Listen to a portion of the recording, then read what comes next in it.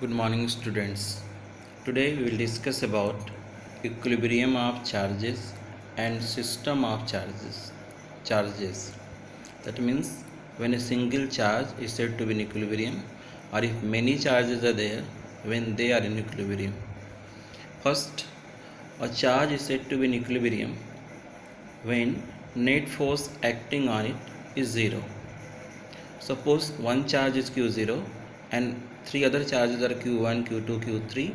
Due to them, force on Q0 is F1, force on Q0 due to Q2 is F2, and force on Q0 due to Q3 is F3. So their net sum F1 plus F2 plus F3, that is vector sum, should be 0. Then only Q0 is said to be in equilibrium. Or other words, we can say the sum of two forces F1 and F2 is same as F3 but in opposite direction. If there are only two forces acting on charge Q0, that is F1 and F2 due to Q1 and Q2, then we can write the condition as F1 plus F2 is equal to 0. That is F1 is same as F2 but in opposite direction. A system of charges is said to be in equilibrium when the net force on each charge of the system is 0. Suppose here we have Q1 and Q2, which is a system of two charges. So when this will be in equilibrium, when a charge Q0 is placed in between, if both the charges are of same sign, suppose both are positive, then whether Q0 is positive or negative, accordingly the direction will be given. Suppose Q0 is negative, then the force on it will be in this direction, that is attractive, and force due to Q2 will also be in the direction of Q2 because we have considered both Q1 and Q2 of same charge, and Q0 is opposite, so it will be attracted. In case Q0 is positive, then due to Q1 the force will be this direction, and due to Q2 the force will be this direction. If this magnitude of the force F01, that is force on 0 due to 1, is same as force on 0 due to 2 is same, the magnitude is same and direction is opposite, then it will be in equilibrium. That is F1 plus F2 is equal to 0 or F1 is equal to minus F2. Similarly, if the two charges are of opposite sign, that is Q1 is positive, Q2 is negative, then the charge which has to be in equilibrium will be kept away from them, not in between them but outside. Then only it will be in equilibrium to satisfy the condition. Next we'll define electric field. What is the meaning of electric field? It is a space surrounding an electric charge. That means all around the charge, the region in which another charge whose magnitude may be Q0 is placed experiences either a repulsive force or attractive force. So force of attraction or repulsion is called the electric field.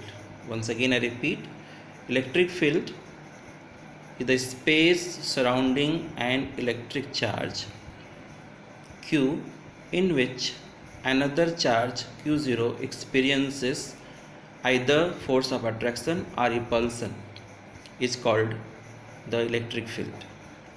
Here Q we call as source charge and Q0 as test charge. Then we define intensity of electric field, or we also call it strength of electric field.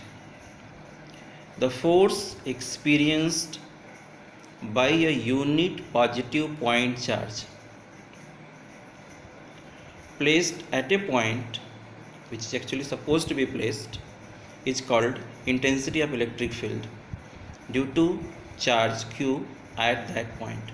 Suppose we have the source charge Q and Q0 is the test charge, so we want to know the intensity of electric field due to source charge Q at a given point P where Q0 is placed.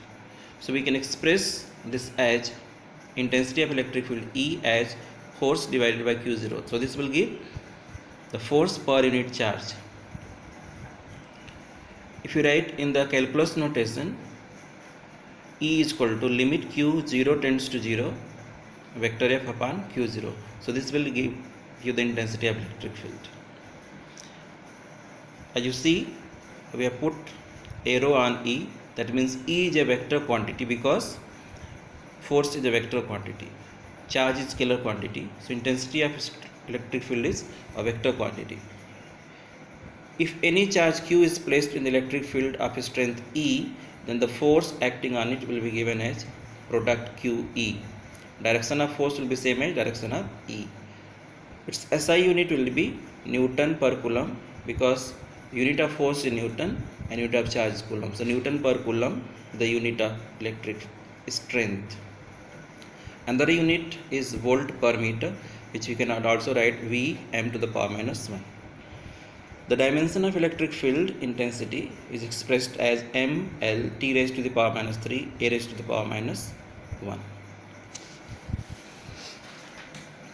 Now we know about electric field intensity due to a point charge. Means how to calculate electric field intensity due to a point charge. Suppose we have a source charge Q. At point P now we have a test charge Q0. So first of all we will calculate force on Q0 due to Q, which is placed at a distance R.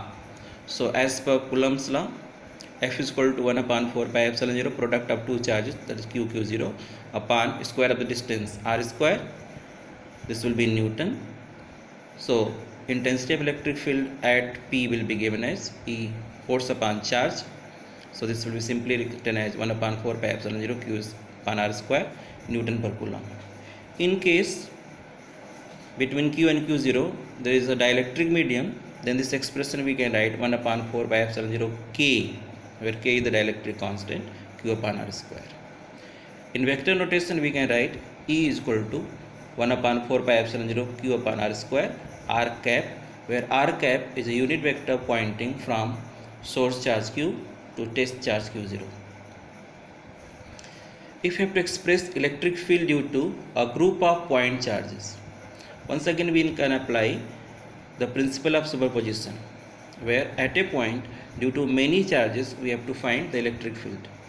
So we can calculate individually the electric field at a given point due to individual charges, and then we find the vector sum. The electric field due to one charge will not affect the electric field due to the other charge. So we can say vector E, that is sum of all, will be E1 plus E2 plus E3 till En. In small notation we can write E is equal to 1 upon 4 pi epsilon 0 sigma I 1 to n Qi upon Ri square Ri cap, where Ri cap is distance of point P from charge Qi. Qi is general charge, we can write first Q1, then R1 square, Q2, then R2 square, Q3, then R3 square, and so on. Sigma means sum here, just like E1 we are writing, E2 we are writing, E3 we are writing. So when we write E1, we can write 1 upon 4 pi epsilon 0 Q1 upon R1 square R1 cap. For E2 we can write 1 upon 4 pi epsilon 0 Q2 upon R2 square, in between the sign of plus. Next, intensity of electric field due to a continuous charge distribution. Instead of discrete charges, if the charge is distributed uniformly, then how to find? Suppose we have a line charge here, where charge is distributed of the magnitude dq all along this line. First of all, we consider a small element of the length, we call it dl, length element. The charge is written as dq. So first of all, its position vectors with respect to point O is given as r1. Then we consider another point where q0 or test charge to be placed. So we'll calculate how much is the force acting on q0 due to this dq. So as per vector notation, we will find the distance r21, which is r2 minus r1 here. So we express force first due to dq, which is written as df 1 upon 4 pi epsilon 0 q0, another charge is dq r21 square r21 cap. In place of dq we can write lambda dl, where lambda is the charge per unit length. So total force is given as integration of df, which is q0 upon 4 pi epsilon 0, integration for the entire length L, lambda dl upon r21 square r21k. And intensity of electric field, the force divided by the charge, so we can write 1 upon 4 pi epsilon 0 integration over the entire length lambda dl upon r21 square r21k. Similarly, we can write for the surface charge distribution also. That means for any given surface, the charge distributed whose magnitude is dq. First of all, we choose a small element of this area which is represented as ds. Its position vector is given from O as r1, and similarly another point q0 whose position vector is r2. So we'll calculate r21. So first we'll calculate force df, the same manner as we have done earlier, 1 upon 4 pi epsilon 0 q0 sigma ds upon r21 square r21. The sigma is surface charge density, that means charge on the unit surface. So we can express dq as sigma ds. Sigma is dq upon ds, means whatever charge divided by the area. So dq can be expressed as sigma ds. So in place of dq we have written, so df is equal to 1 upon 4 pi epsilon 0 q0 sigma ds upon r21 square r21 cap, and accordingly the total force integration of df will be written as q0 upon 4 pi epsilon 0 integration over entire surface sigma ds upon r21 square r21 cap. And to calculate the intensity of electric field, then we divide by the charge q0, so this vanishes, and now comes 1 upon 4 pi epsilon 0 sigma ds now r21 square r21 cap. Likewise, we can find for volume charge distribution also. Here we can express the charge dq in terms of volume charge density rho. So we can write dq as rho dB. Rho is actually charge divided by the volume. So dq can be expressed as sigma dB. So force is calculated q0 upon 4 pi epsilon 0 integration over entire surface rho dB upon r21 square r21 cap, and so E is equal to 1 upon 4 pi epsilon 0 sigma dB upon r21 square r21. If you want to know what is the meaning of electric lines of force, just like magnetic lines of force, we have electric lines of force. It is imaginary smooth curve drawn in an electric field along which a free isolated positive charge moves. Means within the electric field, if we have placed a positive charge, then in which direction that positive charge will move due to the source charge. So if you draw the line, actually imaginary line, we do not see any such line, but in which direction it will move, that direction itself is known as electric line of force. And the tangent drawn at any point on the electric line of force gives the direction of the force acting on that positive charge, which is placed at that point. Here I have drawn electric line of forces for the positive charge. So this is a single positive charge.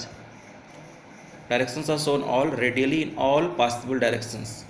That means if we think any charge q0 to be placed, it is also positive charge, so positive repulsive force, so it will be going away from it. That's why all these lines are drawn away from it. If we have a source charge negative, then q0, the test charge, always taken to be positive. So how the positive charge will move due to this negative charge? Towards it, attracted. So it is also radially in all possible directions, but inward.